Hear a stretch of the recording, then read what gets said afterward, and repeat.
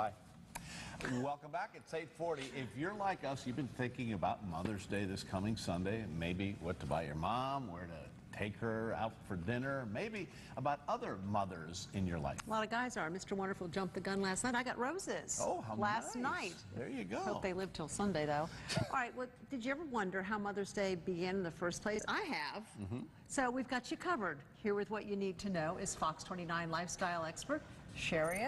Morning. Great Morning. idea to talk about this week. A nice breath in the world of all kinds of chaos right now. Exactly, yeah. Who thought of Mother's Day? A guy or a gal? Well, this is kind of interesting because like many holidays, it actually dates back to the ancient Greek and Roman times when they would celebrate religious idols of motherhood. And then the Christians in broader Europe sort of began celebrating it, but it was still a secular type of a holiday in terms of people going back to church, and it was all about the religion. It didn't become a non-religious holiday in Europe until as recently as the 1930s and 40s, which was surprising to me. What about here in the U.S.? When did it become a tradition? That's an interesting story, and most U.S. historians will date it back to someone named Anna Reeves Jarvis back in before the Civil War. She started these mother clubs where moms would get together and teach young moms how to raise their children to try to cut down on the infant mortality rate. That kind of morphed into what they called friendship days after the Civil War, where they would bring together Union and Confederate soldiers to try to bridge that gap.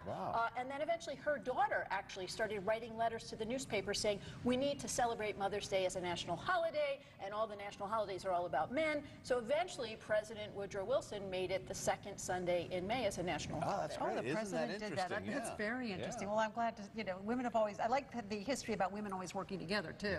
It's interesting. It is Yes. a very interesting history. All right, so how big a deal is it in this country?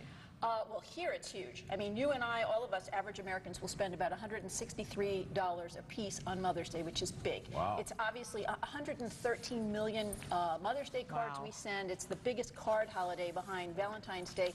All in all, it's about a $20 billion industry. Obviously, the biggest day for eating out in restaurants. So it has a huge impact on our economy, but it's also celebrated around the world on different days and in different ways. So Thailand, for example, celebrates Mother's Day in August around the birthday of the Queen. In Panama, it's celebrated in December, at the same time that they celebrate the Virgin Mary. The Arab world celebrates it in March as part of the celebration of spring.